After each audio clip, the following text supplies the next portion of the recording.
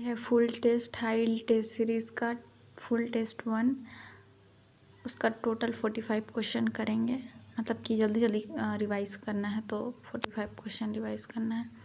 इसमें Q value calculate करना है, ठीक है। तो क्यू वैल्यू में याद रखना है कि रिएक्टेंट माइनस प्रोडक्ट होता है और इक्वल टू क्या होता है, sorry, Q value equal to delta M into C square, और डेल्टा एम जो होता है ना मास डिफेक्ट, वो रिएक्टेंट माइनस प्रोडक्ट होता है। और रिएक्टेंट माइनस प्रोडक्ट में अगर कोफिशिएंट है तो उसको भी मल्टीप्लाई कर देंगे। और ये तो डेटा दिया हुआ है, इसी को तो पुट करना है वहाँ पे, ठीक है। रिएक्टेंट माइनस प्रोडक्ट में तो आ जाएगा आंसर।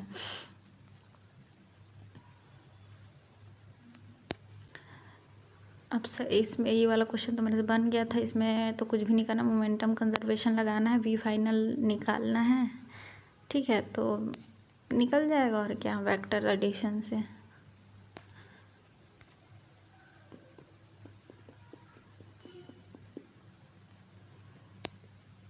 और इसमें क्या निकालना है, ये नहीं बना था मेरे से। मिनिमम डेविएशन का क्वेश्चन है, तो मिनिमम डेविएशन में फॉर्मूला क्या होता है, delta mean equal to I plus E equal to minus A होता है ना।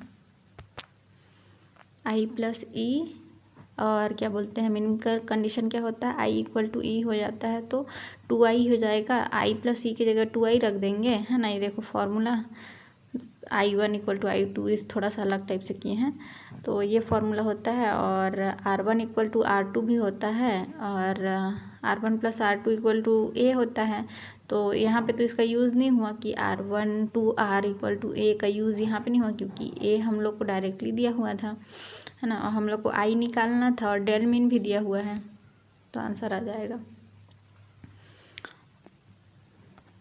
इसमें क्या पूछा है, वीटी ग्राफ पूछा है और वर्टिकली फेंक रहे हैं। तो फर्स्ट देखो, सेकंड इक्वेशन वाला मत सोचना, ठीक है। फर्स्ट इक्वेशन से ही आ जाएगा।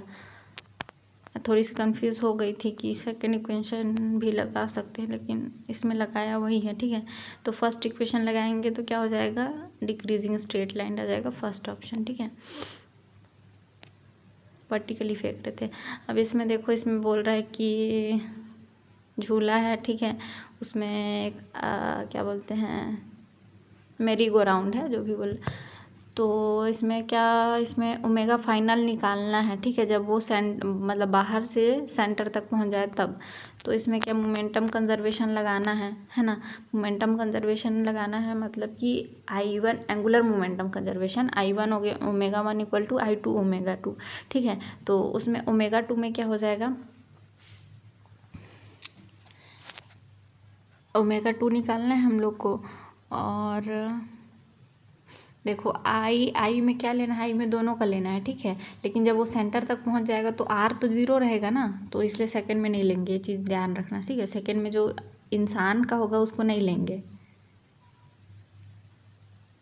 इंसान का मास स्मॉल एम है ना, और सेकंड वाले में स्मॉल एम वाला चीज़ नहीं रखना है, क्योंकि वो सेंटर पे पहुंच गया तो डिस्टेंस ही नहीं है ना, तो ये याद रखना है। इसमें क्या है, इसमें गलत हुआ था मेरा, क्या बोलते हैं, A to B और B to C दिया हुआ है। और इसमें क्या क्या पूछा है, इंटरनल एनर्जी और हीट, और किसके बारे में पूछा, वर्क के बारे में पूछा है।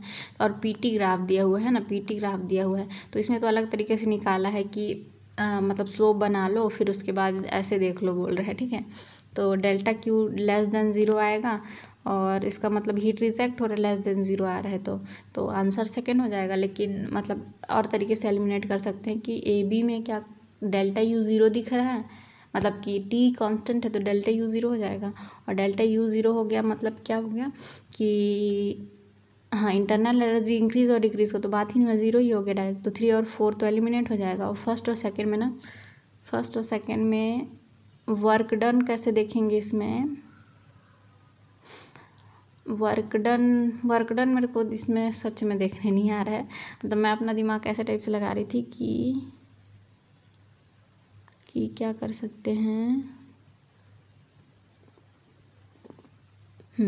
मैं ये सोच रही थी कि यार मतलब वर्क डन के लिए तो P डेल्टा V, अगर डेल्टा V नहीं है तो NR डेल्टा T लगा देते हैं, और T तो कांस्टेंट है तो डेल्टा T ज़ीरो हो जाएगा, है ना। मैं ऐसे सोच रही थी, तो वर्क भी ज़ीरो हो जाएगा, लेकिन वर्क ज़ीरो नहीं होगा यहाँ पे, तो फर्स्ट वाला ऑप्शन नहीं होगा। अब कैसे, लेकिन मेरे को सच में नहीं पता।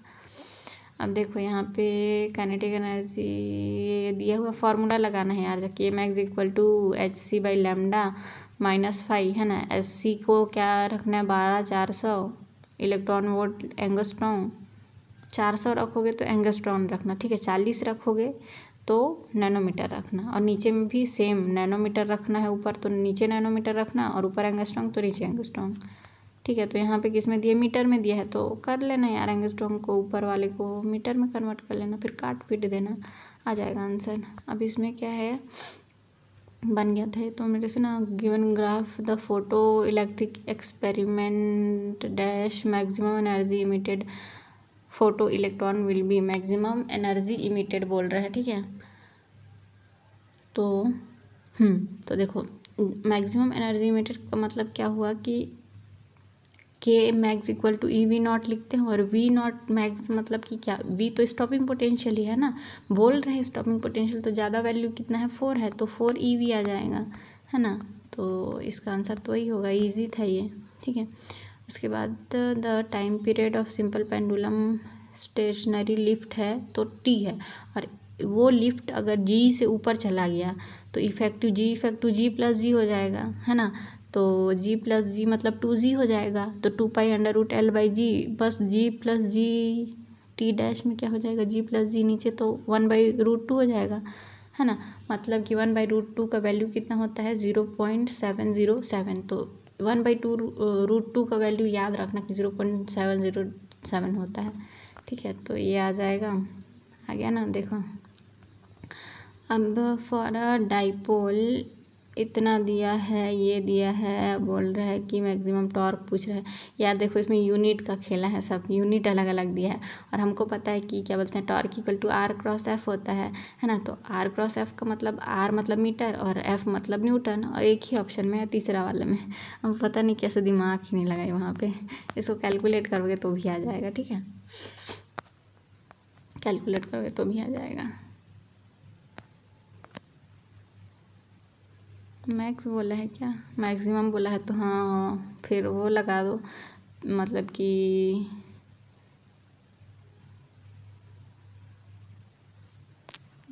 डाइपोल है, डाइपोल भी है ना, तो टॉर्क पूछ रहा है, तो PE sin थीटा हो जाएगा, और sin थीटा मतलब sin थीटा पूरा का वैल्यू 1 आना चाहिए, तो sin 90 रख देंगे, और क्या। अब two heating coil one of the fine, एक थिन है एक थिक है, ठीक है, 2 हीटिंग कॉइल है। अब बोल रहा है कि जब सीरीज़ में सेम लेंथ है, ठीक है, और सीरीज़ में कनेक्ट करते हैं और पैरेलल में, तो क्या स्टेटमेंट करेक्ट होगा। तो देखो इसमें ना याद रखना, देखो जब सीरीज़ होगा तो क्या होगा, सीरीज़ में देखो क्या बोल रहा है कि, क्या पूछ रहा है कि क्या बोलते हैं, कितना एनर्जी लिबरेट होगा, यही सब ऑप्शन दिया है। तो हम लोग को क्या करना होगा, पावर से सोचना पड़ेगा। पावर क्या होता है, एनर्जी पर यूनिट टाइम, वही तो होता है ना, एनर्जी पर यूनिट टाइम मतलब हीट लिबरेट ही तो होता है। तो सीरीज़ में देखेंगे ना, थिन और थिक को अभी छोड़ो, आर का फॉर्मूला पता है, ठीक है, तो आर का भी छोड़ो, पी का पता है, P directly proportional to R होता है, और R inversely proportional to A होता है, तो P inversely proportional to A आ गया ना, है ना। अब देखो इसमें मैं थोड़ा सा अलग बता रही हूँ, उसको सुनना। P directly proportional to R, और फिर आर क्या है यहाँ पे से देखो फॉर्मूला में से पता है ρL/A, तो एक इन्वर्सली, मतलब कि अगर सीरीज़ में पावर लिबरेट ज़्यादा करना है तो थिन वायर चाहिए, क्योंकि एरिया कम होगा, थिन, है ना। तो और देखते हैं पैरेलल में P inversely to are V²/R वाला पैरेलल फार्मूला लगाएंगे, और आर इन्वर्सली टू ए मतलब कि पी डायरेक्टली टू ए हो जाएगा। मतलब कि अगर हम लोग को पैरेलल में हम लोग को चाहिए कि हम लोग ज़्यादा एनर्जी लिबरेट करें, तो पैरेलल में हम लोग को थिक वायर वाला चाहिए, ठीक है। तो हम लोग क्या करेंगे, पैरेलल के लिए ज़्यादा थिक वाला वायर करेंगे तो ज़्यादा एनर्जी लिबरेट करेगा। मतलब सीरीज़ में थिन वायर और पैरेलल में थिक वायर पहला ही वाला हो जाएगा, ठीक है। अब देखो अमीटर रीड 1 एम्पियर है ना, पहले 1 एम्पियर, फिर रेजिस्टेंस दिया हुआ है, मतलब कैपिटल G का वैल्यू दिया हुआ है और IG का वैल्यू दिया हुआ है। To increase the range 10 ampere, मतलब कि टोटल मान लो 10 एम्पियर आ रहा है, तो 1 एम्पियर तो उसमें चला गया, 9 एम्पियर किस में जाएगा, शंट में जाएगा। तो क्या बोलते हैं, फिर उसको इक्वेट कर देंगे IR करके, IG × G और IS × S, तो आ जाएगा एस का वैल्यू। अब इसमें देखो, इसमें ना दिस करेंट, देखो ये दिया हुआ सर्किट दिया हुआ है, करंट डिक्रीजिंग भी दिया हुआ है, मतलब di/dt दिया हुआ है, ठीक है। और यहाँ पे बीच में क्या कॉइल भी लगा हुआ है, ठीक है। तो इसमें पूछ रहा है कि VAB क्या होगा। तो इसमें तो थोड़ा सा अलग तरीके से बताया है, मतलब कि ठीक है, इसमें कैसे बताया है कि ई इंड्यूस पहले निकाल लिया है, फिर VAB कर दिया है, लेकिन कैसे किया है वो मैं बताती हूँ, ठीक है। देखो सबसे पहले ना हम लोग क्या करेंगे, हम लोग पता है KVL लगाना है, तो क्या करेंगे, VA लिखेंगे, फिर उसके बाद क्या लिखेंगे,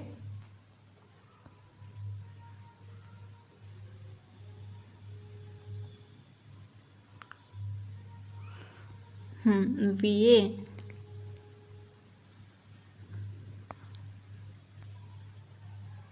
एक मिनट, VA अब जिधर जा रहे हैं, मतलब लेफ़्ट टू राइट जा रहे हैं, तो क्या करेंगे, एक मिनट मैं अपने में लिख के बताती हूँ, ठीक है, मतलब सुनना है। तो सबसे पहले VA लिखेंगे, फिर माइनस, देखो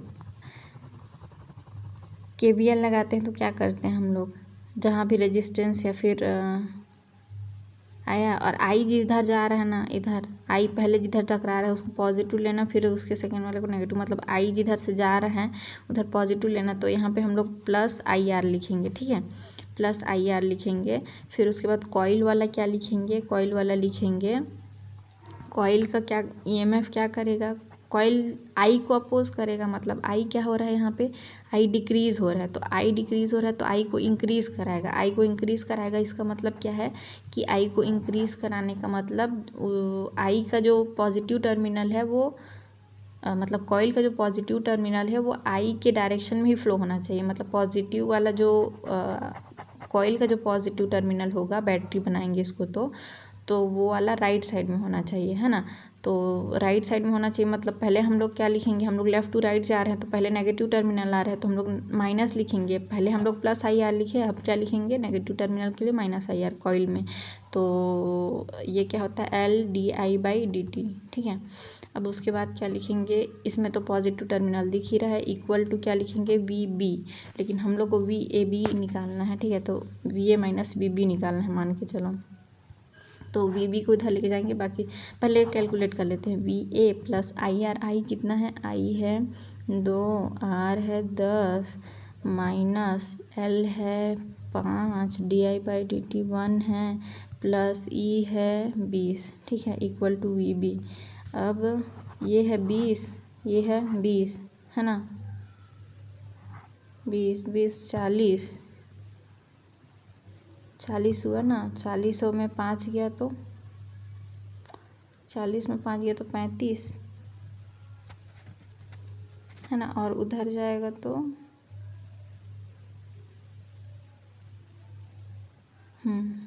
यही तो किया है, ठीक है। इसमें यहाँ पे लिख दिया है शॉर्टकट में, तो VAB क्या हो जाएगा, 35 आ जाएगा, ठीक है।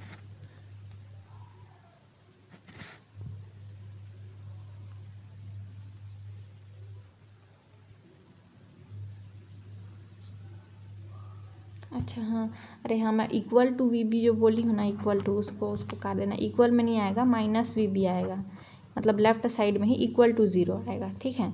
तो VA - VB तो यहीं से आ गया।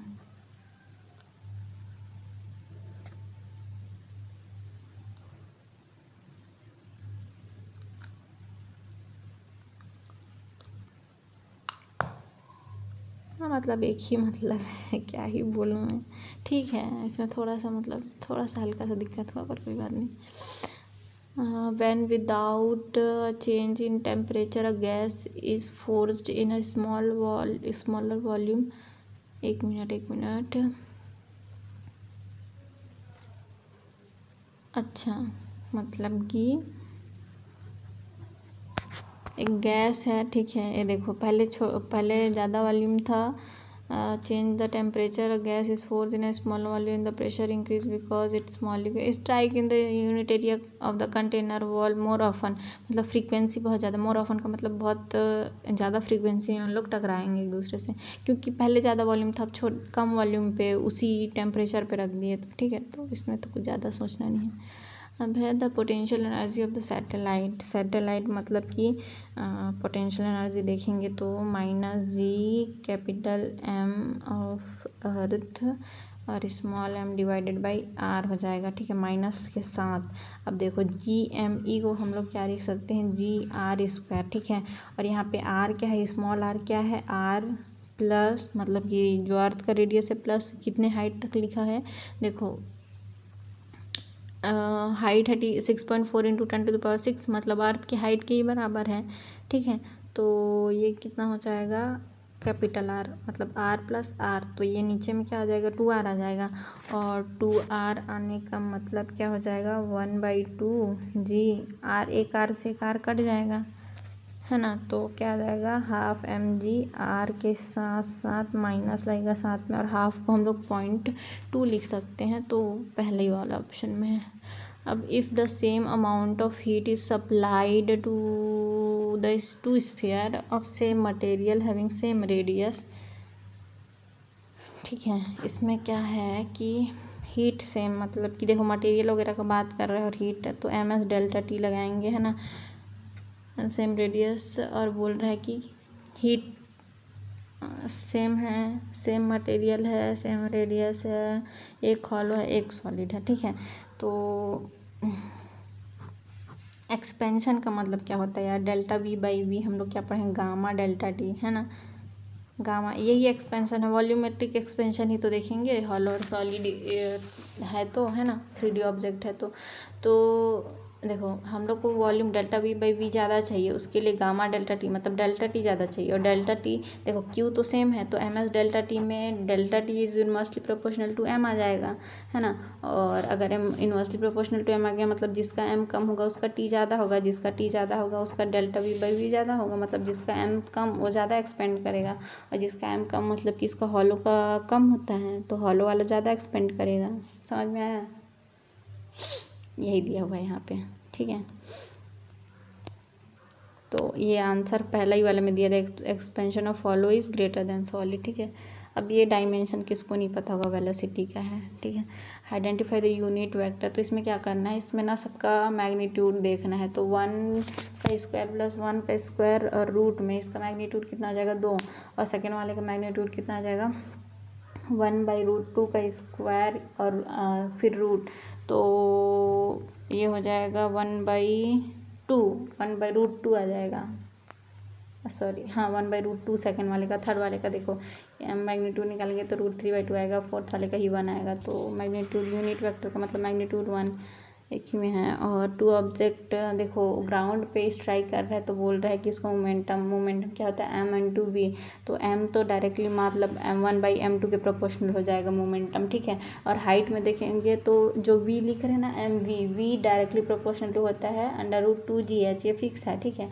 और h का मतलब डायरेक्टली h1/h2, और क्या, तो थर्ड ही में तो ऐसा दिया हुआ है, ठीक है। इसको ऐसे करके निकाला है यहाँ पे। अब है एक particle execute circular motion XY plane में क्लॉकवाइज डायरेक्शन में, तो एंगुलर वेलोसिटी देखो, एंगुलर वेलोसिटी एक्सियल वेक्टर है। एक्सियल का मतलब जैसे घूम रहा है ना, तो या तो अंदर होगा या तो बाहर होगा, ठीक है। मान लो 2D में घूम रहा है तो क्या बोलते हैं, क्लॉकवाइज घूम रहा है तो क्या हो जाएगा, अंदर हो जाएगा, ठीक है। इसको ऐसे तरीके से भी निकाल सकते हैं, मतलब omega equal to V cross R, omega equal to V cross R होता है। और यहाँ पे हम लोग को ओमेगा निकालना है तो हम लोग ऐसे भी कर सकते हैं। अब देखो ये वॉल वाला है, ठीक है, मतलब वॉल है, उस पर एक मास है, हम लोग कितना फोर्स लगाएं, है ना, मिनिमम, कि वो ब्लॉक जो है वो क्या करे, वहीं रहे, मतलब, ठीक है। तो इसमें देखो हम लोग क्या करेंगे, हम लोग इतना देखो फोर्सेस बैलेंस करते हैं। सबसे पहले ना ये फोर्स बैलेंस करते हैं, नीचे में mg लग रहा है, ठीक है, और क्या बोलते हैं, अगर फोर्स लगा रहे हैं राइट साइड में तो लेफ्ट साइड में नॉर्मल लगेगा, है ना, और ऊपर में क्या लगेगा, फ्रिक्शन लगेगा, है ना। तो हम लोग देखो, हम लोग को क्या करना है, इसको वहीं रखना है। तो ऊपर का फोर्स जो लग रहा है वो मतलब फ्रिक्शन का फोर्स ग्रेटर देन या फिर इक्वल टू होना चाहिए किसके, वेट के, mg के बराबर, ठीक है। तो क्या बोलते हैं, F को अब पुट करेंगे, क्या F को पुट क्या कर सकते हैं, म्यू mg या फिर म्यू n पुट करेंगे, म्यू n पुट करेंगे, ठीक है। और हम लोग को n पता करना है, मतलब F पता करना है, मतलब नॉर्मल ही पता करना है, मान के चलो, क्योंकि दोनों बराबर लगने चाहिए, है ना, ऐसा बोल सकते हैं। तो ये मतलब ये आ जाएगा, ठीक है। तो क्या आंसर आ जाएगा, ग्रेटर देन mg चाहिए, ठीक है, ग्रेटर देन mg। अब देखो इक्वल टू mg नहीं होगा, क्यों, क्योंकि म्यू भी तो है, ऐसा कुछ शायद, हाँ, ग्रेटर होगा, इक्वल नहीं होगा इसमें। The work done by the force on particle, अच्छा क्या क्या दिया हुआ, फोर्स दिया हुआ है, आर भी दिया हुआ था, इसमें याद रखना R final minus R initial निकालना पड़ता है। और work done equal to F D S, तो डॉट प्रोडक्ट तो पता ही है, लेकिन सिर्फ आर वाला ध्यान रखना। यहाँ पे ना आई जे के में बहुत तगड़ा वो फंसाना चाह रहा है, क्योंकि पहले में आई नहीं है, फिर जे के है, और दूसरे में आई है, जे है, के नहीं है, ठीक है। तो अच्छे से देख के घटाना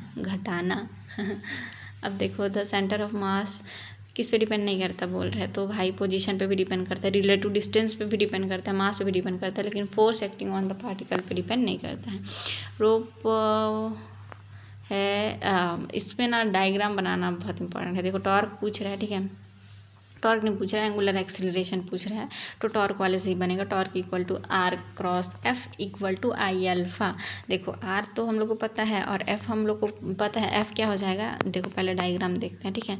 एक रस्सी है, उससे एक क्या कौन सा सिलेंडर है, मान लो हॉलो सिलेंडर दिया हुआ है, मान लो क्या दिया हुआ है वही मानना पड़ेगा, ठीक है, हॉलो सिलेंडर है। अब क्या करना है, अब करना है फोर्सेस बैलेंस, मतलब नीचे लग रहा है mg, है ना, और टॉर्क क्या हो जाएगा, टॉर्क तो यही हो जाएगा, है ना, टॉर्क 30 वाला हो जाएगा।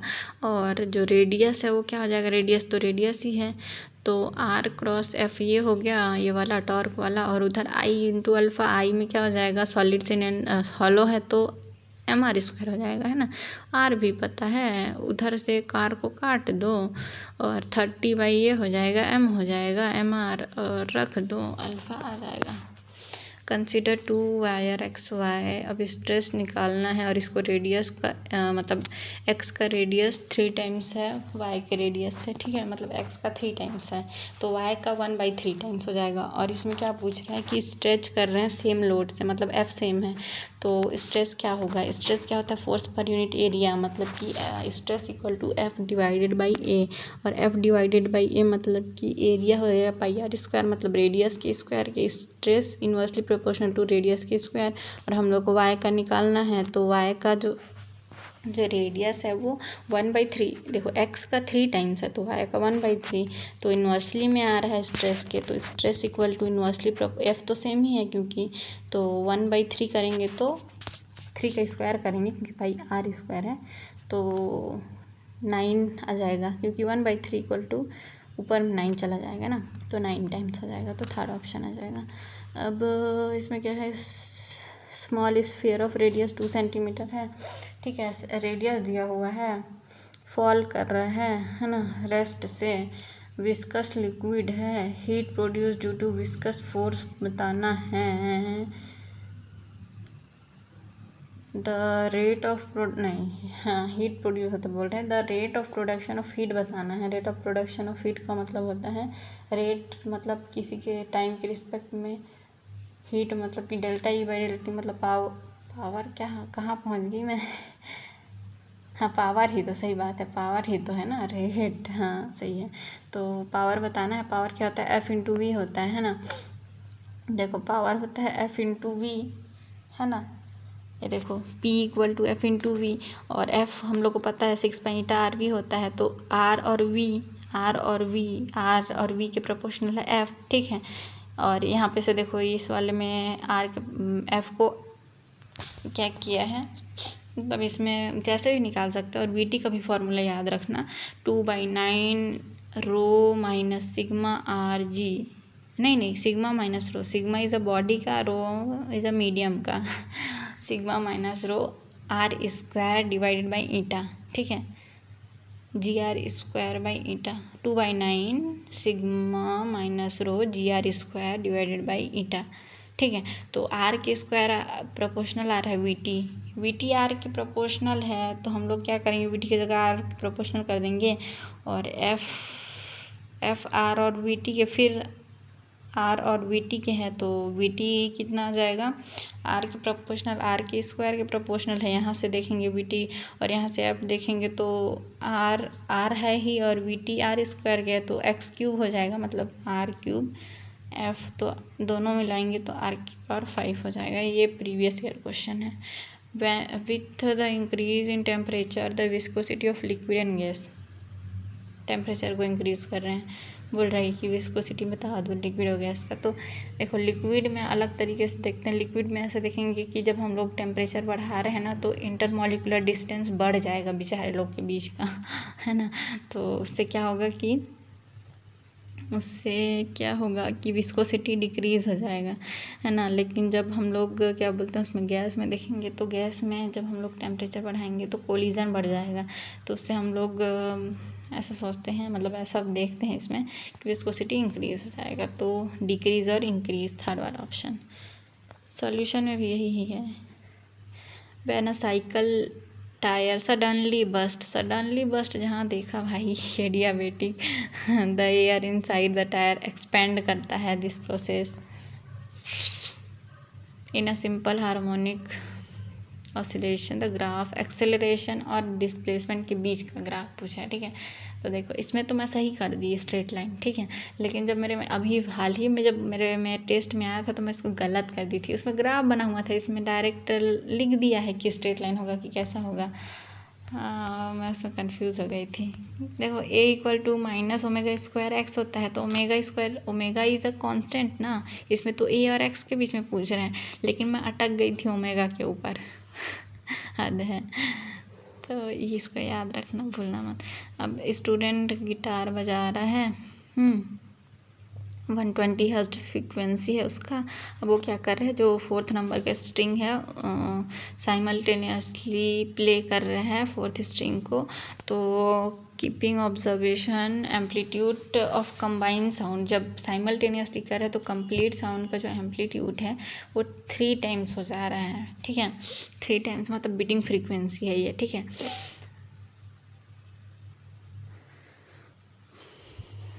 तो फिर बोल रहे हैं most likely the frequency of the 4th string.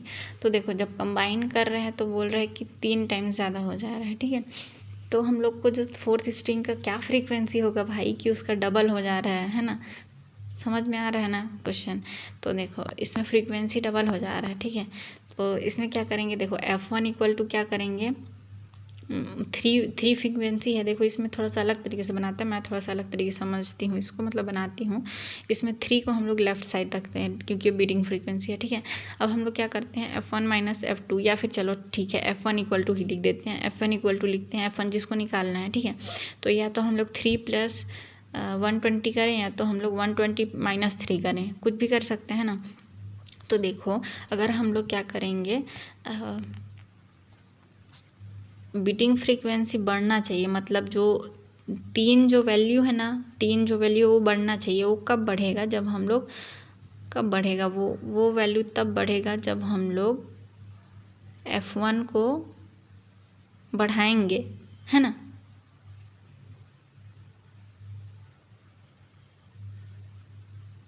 एक मिनट यार, इससे ये मेरे को समझ नहीं आता, इससे मैं नहीं बनाती हूँ, ये उल्टा लिखा है ये, मतलब इन लोग का कॉन्सेप्ट अलग तरीके से लगाते हैं इन लोग, सही है इन लोग का भी।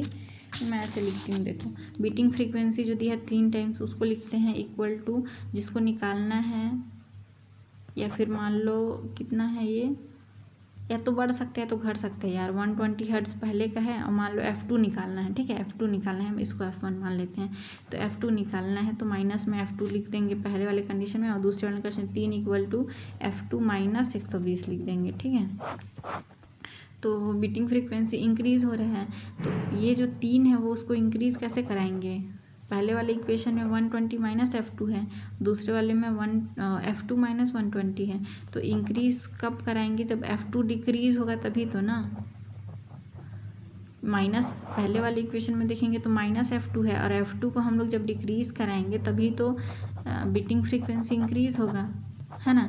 और सेकेंड वाले केस में देखो F2 माइनस 120 है, और हम लोग को क्या करना है, पहला कंडीशन हम लोग को पता है कि 3 को इंक्रीज़ कराना है। इसको इंक्रीज़ कराने के लिए हम लोग को F2 को क्या करना पड़ेगा, सेकेंड केस में F2 को हम लोग को सेकेंड केस में इंक्रीज़ करना पड़ेगा। सेकेंड केस में हम लोग को F2 को इंक्रीज़ करना पड़ेगा।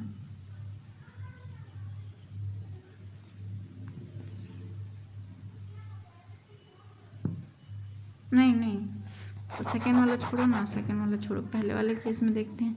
हम लोग को इंक्रीज़ कराना है तो हम लोग को F2 को क्या करना पड़ेगा, डिक्रीज़ कराना पड़ेगा, है ना। तो ये वाला फॉर्मूला बेस्ट बैठ रहा है भाई कि इंक्रीज़ कराना है तो F2 को डिक्रीज़ करा दो। मैं थोड़ी सी कंफ्यूज हूँ, इसको मैं फिर से देखूँगी। मैं ये अपने लिए बना रही हूँ, आप कंफ्यूज हो रहे हैं तो मैं क्या करूँ, मेरे को दिक्कत है मतलब इसमें थोड़ा सा, ठीक है। तो ठीक है, देख लूँगी। ट्रांसवर्स वेव है, देखो इसमें ना फ्रीक्वेंसी चेंज नहीं होता है, फ्रीक्वेंसी तो वही रहेगा, बस क्या चेंज हुआ है, पहले में क्या क्या डाटा दिया हुआ है, दूसरे में क्या क्या डेटा दिया हुआ है, तो फ्रीक्वेंसी चेंज नहीं होता है इसमें, ये याद रखना है, ठीक है।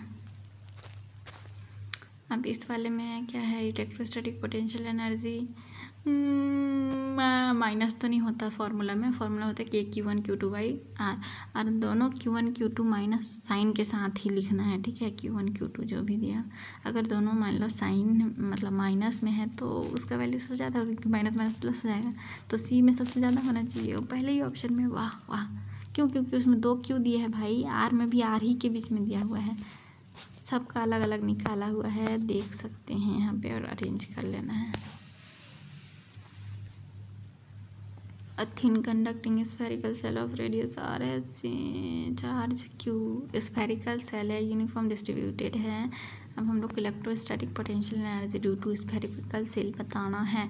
तो देखो रेडियस तक तो भाई, रेडियस तक तो क्या हो गया, कांस्टेंट हो गया ना, क्योंकि आर भी कांस्टेंट हो गया, तो इनर साइड से सरफेस तक तो कांस्टेंट है, जीरो नहीं है, जीरो में पहला वाला नहीं है, पहला वाला जीरो रहता तब पहला होता, सेकंड में कांस्टेंट है मतलब सेकंड वाला, इन साइड टू सरफेस कांस्टेंट है, फिर डिक्रीज कर रहा है तो सेकंड ऑप्शन। थर्ड में क्या करना है, देखो जो जा रहा है उस मैग्नेटिक फील्ड बीच में बताना है, बीच में बताना मतलब देखो क्लॉकवाइज घुमाएंगे, क्लॉकवाइज ही तो जा रहा है अपने हाथ को, राइट हैंड वाला, तो जो अंगूठा जा रहा है वो अंदर जा रहा है, अंदर मतलब क्रॉस वाला आना चाहिए, और एक पूरा लूप के लिए 2R होता है, तो आधे लूप के लिए डिवाइड हो जाएगा ना, और डिवाइडेड बाई 2 हो जाएगा तो 4R हो जाएगा, म्यू नॉट बाई 4R, और क्रॉस पहले में दिया है। ये तो तगड़ा क्वेश्चन है, इसमें क्या करना है, टाइम निकालना है, टाइम होता है x इक्वल टू U2, बचपन वाला x इक्वल टू UT, और U का मतलब x का वैल्यू L है, और U निकालना ही मेन है, क्योंकि T तो हम लोग को निकालना है, U यहाँ से फाइंड कैसे करेंगे, यहाँ पे अनडिफ्लेक्टेड है, क्योंकि इलेक्ट्रिक फील्ड भी है, मैग्नेटिक फील्ड भी है, और परपेंडिकुलर जा रहा है, तो यहाँ पे लिखा भी हुआ है पैरेलल प्लेट कैपेसिटर है, उसमें अनडिफ्लेक्टेड क्या कर रहा है, इलेक्ट्रॉन मूव कर रहे हैं, तो दोनों फोर्स बराबर कर देंगे इलेक्ट्रोमैग्नेटिक फील्ड, तो V इक्वल टू E/B आ जाएगा। ये अब पैरेलल प्लेट कैपेसिटर है तो उसका E दोनों के बीच σ/ε0 हो जाएगा। अब हम लोग को इस V में E का वैल्यू रखना है, अब इस पूरे V का वैल्यू यहाँ पे रखना है, तो आंसर आ जाएगा the vertical component of earth magnetic field and the horizontal equal है दोनों, ठीक है, बोल रहे हैं हॉरिजॉन्टल और वर्टिकल, तो एंगल ऑफ डिप भाई, angle of dip equal to BV/BH, मतलब वर्टिकल बाई हॉरिजॉन्टल, तो 0 ही हो जाए, मतलब कि 1 हो जाएगा, और 10 का 1 वैल्यू मतलब 45, और क्या फ्लक्स में ना गलती ये मत करना, देखो डिफरेंशिएशन सबको आता है, लेकिन गलती ये मत करना कि ये माइनस जो लेते हैं ना हम लोग, इस माइनस को भूलना मत, तो आ जाएगा नेगेटिव मार्किंग क्योंकि इसमें +10 भी है और 33% लोग फंसे भी हैं समझ में आया। अब इसमें है इन ट्रांसफार्मर, तो ये तो इजी है यार, बस इसमें फार्मूला क्या याद रखना, N और V मतलब नंबर ऑफ जो क्या बोलना चाहिए उसको टर्न्स है, और जो वोल्टेज है प्राइमरी और सेकेंडरी का, उसमें सेम टाइप रहता है। और क्या बोलते हैं जो आई रहता है वो इन्वर्सली होता है, मतलब कि N1/N2 या फिर N primary by N secondary equal to V primary by V secondary equal to I secondary by I primary, ऐसे हो जाएगा। मतलब N और V सेम चलेंगे और I का तो इन दोनों से अलग चलेगा। देखो ये वाला, बस इसी फॉर्मूले से हमेशा क्वेश्चन बन जाएगा। अब है if the amplitude of magnetic field is इतना, amplitude of the electric field of, अरे यार EM वेव में V इक्वल टू E/B, और क्या इसमें तो कुछ करना ही नहीं है। और एम्पलीट्यूड दिया है ना, एम्पलीट्यूड लिखा हुआ है इसलिए E0 V0 यूज़ कर रहे हैं यहाँ पे। Light incident from air on a slab of refractive index 2, maximum possible angle बोला है, अंदर का रिफ्रैक्टिव इंडेक्स दिया हुआ है, ठीक है। तो हम लोग को पता है कि देखो बाहर क्या है, एयर है, और अंदर में क्या है कि कोई मीडियम है। तो जब भी रेयरर से डेंसर में कोई लाइट जाता है तो नॉर्मल की तरफ मुड़ जाता है बेचारा, ठीक है ना।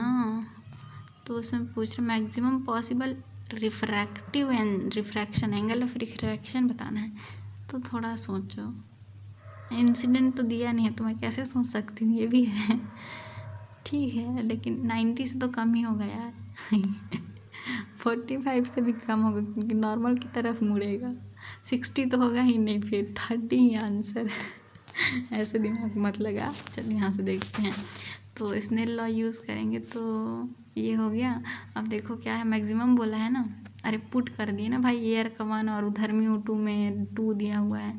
अब एट मैक्सिमम का मतलब कि साइन जो आई है, हम लोग को साइन आर का वैल्यू चाहिए, मतलब साइन आई मैक्सिमम के लिए हम लोग को साइन आई का वैल्यू पूरे का वैल्यू 1 रखना पड़ेगा, मतलब थीटा का वैल्यू 90 रख दो तो साइन 90 इक्वल टू क्या हो जाएगा, ओ 1 हो जाएगा। तो इसका तो पूरा वैल्यू 1 रख दो, ठीक है। अब 1 इक्वल टू 2 साइन आर बचा, और 2 को नीचे लाओ तो 30 आ जाएगा, और क्या। अब young double slit experiment dash, हाँ सेपरेशन को डबल कर रहे हैं, मतलब स्मॉल डी को डबल कर रहे हैं, और फ्रिंज विड्थ को सेम ही है बोल रहे हैं। तो अब कैपिटल डी कितने से चेंज हो गया ये बोल रहे हैं। तो भाई देखना B equal to lambda D by D होता है, ये फ्रिंज विड्थ है, ठीक है, फ्रिंज विड्थ है, गलती मत करना। एंगुलर जब भी वर्ड आ गया ना तो कैपिटल डी से डिवाइड कर देना, तो लैम्डा बाई डी हो जाएगा, ठीक है। यहाँ पे सिर्फ फ्रिंज बोला है तो lambda D capital D by small D. अब देखो बीटा सेम है भाई, लैम्डा तो सेम ही रहेगा, और capital D by small D equal to constant, मतलब capital D equal to D small D, और स्मॉल डी को डबल करेंगे तो कैपिटल डी भी तो डबल हो जाएगा। इतना ईजी। अब देखो ये भी इजी भाई, इलेक्ट्रॉन बोल रहा है 4th ऑर्बिट में है और एंगुलर मोमेंटम NH/2π फार्मूला लगाना है, और n की जगह 2 रखना है 2 कहाँ रखेगी, 4 रखेगी, और 2 से डिवाइड है तो काट देगी, तो 2H/π आ जाएगा। Forward bias diode is treated as diode, देखो ओपन तो होता नहीं है ना, क्योंकि फॉरवर्ड है तो क्लोज ही, तो क्लोज स्विच इन सीरीज। अब देखो इन सीरीज, ठीक है, with small resistance and battery. देखो रेजिस्टेंस और बैटरी होना चाहिए, लेकिन कितना, अब कितना भाई कितना, सिलिकॉन जर्मेनियम के लिए तो अलग अलग होता है ना, तो ऐसे तो नहीं हम लोग बोल सकते कि 0.7 ही होगा, इसलिए 4 जाएगा। अब half wave rectifier voltage is fed to load resistance for which part of the cycle the load current will flow, okay, load current will flow, ठीक है, किस पार्ट के लिए बोल रहे हैं विच पार्ट है ना। तो देखो 0 से, देखो ये वाला देखना, ठीक है, 0 से 90 है ना, फिर 90 से ये जो पॉइंट है ना 180 है ना, 0 90 ये फेज़ है, 0 फेज़ 90 फेज़ और 180 फेज़। तो भाई पॉजिटिव हाफ साइकिल के लिए ही तो हाफ वेव रेक्टिफायर में वो मिलता है ना, आउटपुट मिलता है है ना। तो हम लोग क्या लगाएंगे 0 to 180, तो आंसर हो जाएगा थर्ड, क्योंकि इसमें इतना ही मिलता है हाफ वेव रेक्टिफायर में। इनपुट नॉट में क्या होता है भाई, जस्ट बार लग जाता है और क्या। इनपुट अगर देंगे ए तो आउटपुट हो जाएगा ए बार। हो गया, देखो 45 क्वेश्चन 40 मिनट में, ये तो बहुत ही अच्छी बात है। ये मेरा टेस्ट 1 था, फुल सिलेबस।